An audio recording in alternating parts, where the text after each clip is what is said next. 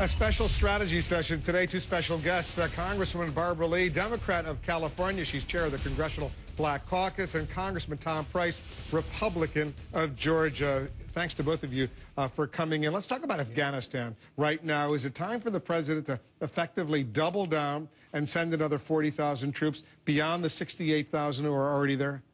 Well, let me just say, first of all, I think the president is conducting a very detailed and thorough review, as he should. He's being very deliberative, and he's listening to a wide range of experts and opinions.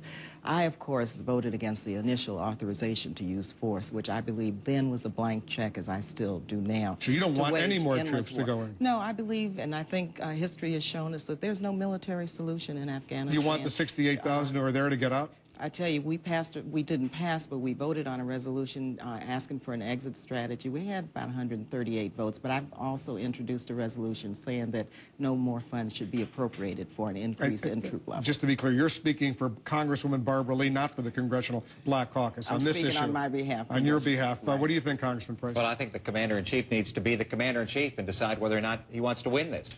If he wants to win it, then we need to utilize the resources and the troops that the commanders on the ground have asked for and requested. There's no halfway to do this. If we do it halfway, then that would be reckless and irresponsible on the part of the Commander-in-Chief. So if he accepts what General McChrystal is recommending, another 30 or 40,000 troops, you are with the president on this issue. If that's what it takes to win this war, then in fact that's what we ought to do. But what we're hearing out of the White House is that they want to do it in a halfway or even less. But if he goes all the way and accepts the whole deal, you're with him.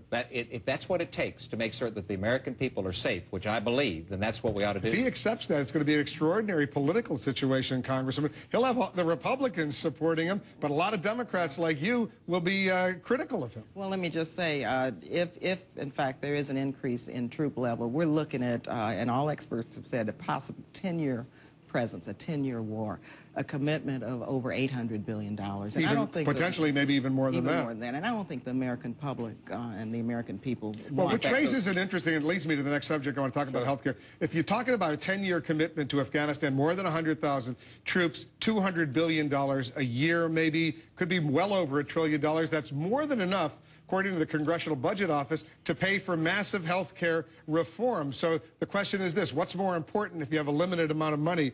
Keep the troops in Afghanistan, fight al-Qaeda and the Taliban there, or use the money back here at home to get health care for all Americans? Well, the priority for our nation clearly is our national security. And if the Commander-in-Chief believes that our national security is threatened by what's happening in Afghanistan and Pakistan right now, then that's where we ought to concentrate our resources and our troops and our effort. But the fact of the matter is, if we want to stay in Afghanistan for over 10 years, then the thing to do is not do the right thing right now, which is make certain that we have the troops and the resources to be able to do the job that the commanders on the ground have offered. Are you with the president if, in fact, the final piece of legislation comes out, what a lot of people in the Senate want, no public option, no government-run health insurance option that would compete with the private sector? Would you vote for that kind of health care reform? Let me just say, 60 of us have written a letter and have indicated our position as terms of us being unwavering in terms of our support for a robust public option. What if there isn't a public option? But let me tell you why it has to be there. But what if there isn't? That's hypothetical. I want to talk about why it must be there if we really are serious about a robust health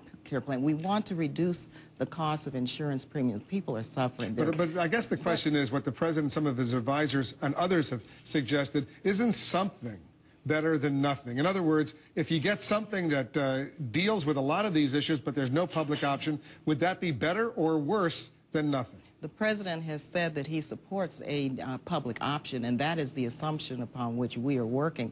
We believe that the president, and we're in sync with the president, he wants to reduce the cost of health care for those who have insurance. He wants to make sure that there's choice. People have a choice of doctors. Also, he wants to, as he says, to make sure that the insurance companies are competitive and are honest in their dealings.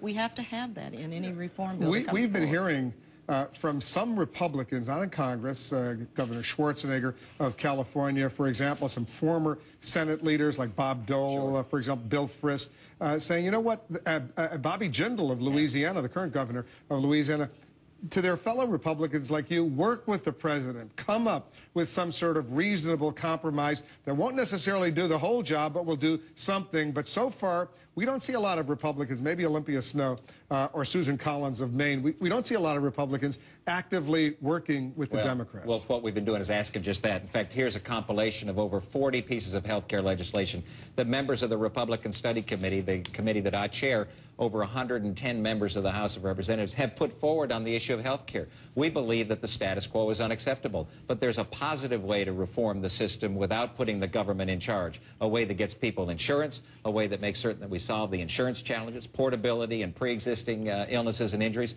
a way that makes certain that patients and families and doctors are making medical decisions, not bureaucrats, and that addresses the lawsuit abuse issue, which is not addressed in any single Democrat no one bill. has suggested we put the government in charge. I support single payer, and that's not putting the government in charge. What we're talking about is having a public option, a robust public option that is but if there was single payer, that would be a government-run insurance company. Let me just say, we're not talking about a single payer. We're talking about, that's what you would like. I would like single payer. Many of us would, but in fact, we have worked with our colleagues to come up with what we think is a very fair approach to this, having a robust public option as one option for those who want to select that option, because it will, in fact, bring down the cost of insurance premiums. We're not going to resolve it at this discussion, but we'll continue the discussion. Congressman, thanks very much for coming in. Congressman, happy birthday. Thank you. Thank you so much. Many, many more.